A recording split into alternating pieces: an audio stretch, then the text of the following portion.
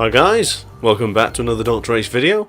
Today we're going to be playing Gran Turismo Sport, the game I've been getting back into recently as a matter of fact. Now as you know, obviously I'm a huge motorbike fan and MotoGP in particular, but I'm giving Gran Turismo Sport a go after purchasing the limited edition on the day of release in 2017. I thought I'd give it a little bit of a return. So here we are in the... I have no idea what car I'm in. I've totally forgotten it.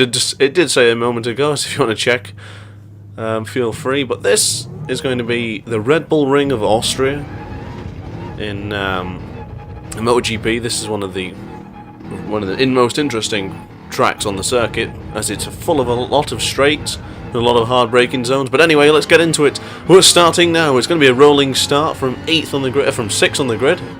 If my eyes, if my eyes aren't deceiving me, we got the orange peel car in front of us, so I'm going to try and brake a little bit early to make sure I don't bump into the back of him. Very dangerous corner, that one, in this game. I mean, thankfully I have my sportsmanship rating up now, so there's not many numpties who are going to try and punt you straight off the track in turn 1. But I know when I first started, there is a little bit of an issue with inexperienced players, let's say. So I'm going to try and sneak up on the inside. Now give it a little bit of a bump there, a little bit of a love tap. Now, I think that was his fault because he braked a little bit earlier than I did, but maybe that was my fault, so I have endured a 2-second penalty. Never mind, it is what it is. I will serve my penalty in the next penalty zone. So of course with Gran Turismo Sport, as orange peel flies into oblivion, he went, wow, he went that wide, he's going to have to rebook to get into the circuit. And then of course we're going up to the next corner. This is where I found I could pick up a lot of speed. I think I'm in the Jaguar if I remember right. The Jaguar if you're American. So I'm going to make my way into the sweeping left-hander, into the flicking right. I really like this set of corners, as you can see with the car behind. In the rear view mirror I have gained a bit of advantage, but it looks like he also had penalty timer. The Spaniard did, and I got taken inside from the Brit, and the Brit's going to go wide. Now, when you put 4 wheels on the outside of the track like Muzza did, the Brit, that will endure you 5/10 of a penalty, which you'll have to serve in each of the 2 penalty zones until the penalty timer is depleted. So now moving up into the first corner, and you can see I got really great braking there, so I'm going to get into his slipstream. Oh, I did fine with the Jaguar. It wasn't the fastest car that I've got. So as you see, I'm in the slipstream and I'm not really gaining advantage, but I could potentially sneak up on the inside. I'm going to have a daring move, I'm going to have a lunge. That's beautifully done. And there's a yellow flag ahead, so there must be some sort of collision, which I can't actually see, but we are now into the podium positions. Hurrah! So at this point, this would have been my first podium. Well, podium position, if you will. So I think the race before it a few weeks ago, a few days ago, I was leading the Grand Prix, lost first place into second. I was okay. This was a different track, and I had to keep my cool because I do get rather nervous. I'm quite a competitive guy. As the guy behind me almost bumps into me, and I ended up flummoxing that on the last corner of the last lap.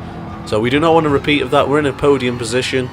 Now every time I find myself in a podium position, it's never a easy, have fun, just enjoy your podium, just finish the race. There's always someone hounding me from behind. As I get bumped here, I'm not going to get pushed wide too much. That may have been my fault on that one. I think he did have the inside line. It was a bit of a lunge on his behalf, but with the cockpit view, it's hard to see who's around, but I really can't drive if it's anything but the cockpit view. I've tried other views, I've tried the rear view, I've tried the little one with there's no car at all, and it's just like the cameras at the front of the car.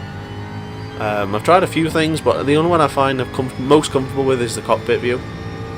I find it's a little bit more challenging, it's a little bit more interesting, because you actually feel like you're in the car. So of course, if you have a look ahead, the guy who's in first place currently, as I temporarily lose third as he makes a lunge up in the inside, fair enough. And yet he gets given a 5-second penalty. And I was going to say, the guy at the front also had, who was leading the race, the other Spaniard, he also had a penalty. So I thought that was a little bit harsh for this guy to get a penalty like that, but, you know, it is what it is. The guy in front of me just disappears on me. I don't know where he went, he just vanished into oblivion. Must be something around that corner. Well, the guy ahead, to be fair to him, I didn't think he deserved a penalty for that one. At the time I was like, well, you know, fair enough, he did deserve that because I went flying off the track, but he had the inside line. Looking on the from a replay perspective, he did have a he did actually have position before I did, so fair play, you know. I think he still finishes in third anyway, so it's all good. But from here, it's actually smooth sailing. I am actually going to stay calm. Or, well, am I going to stay calm?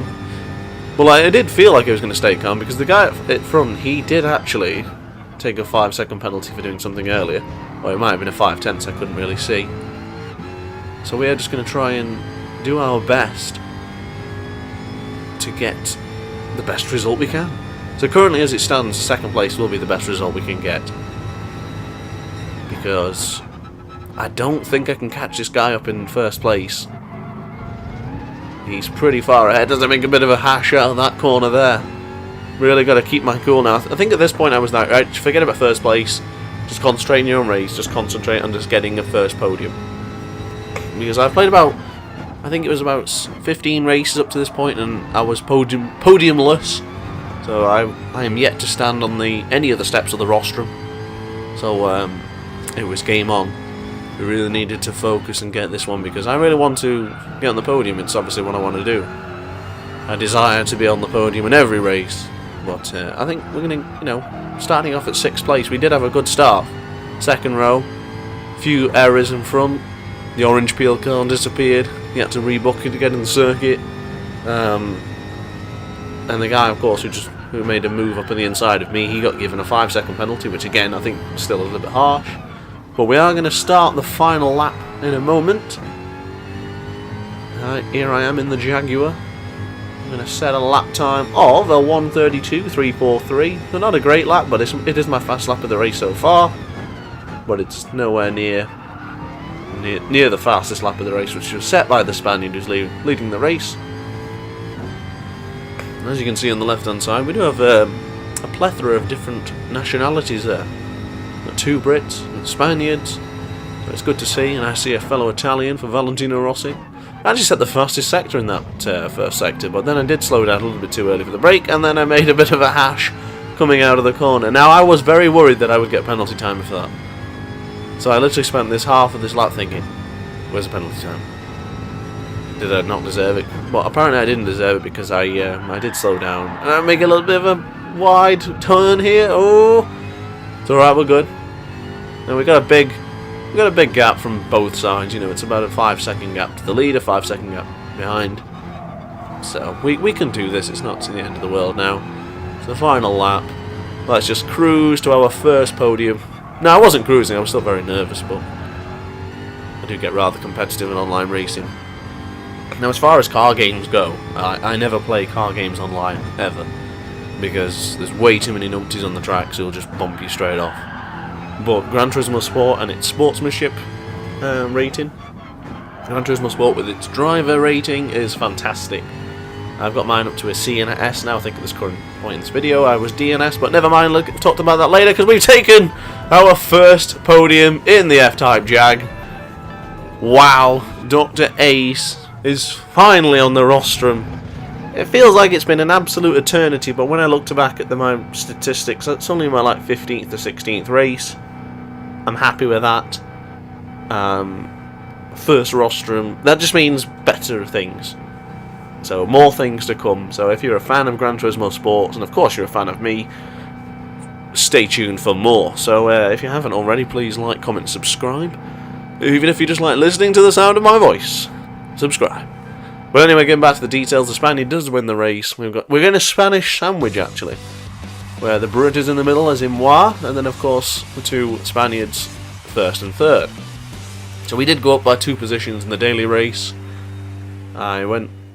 Did it, finally, my first rostrum, in the custom Rossi leathers, of course, well, suit, should I say.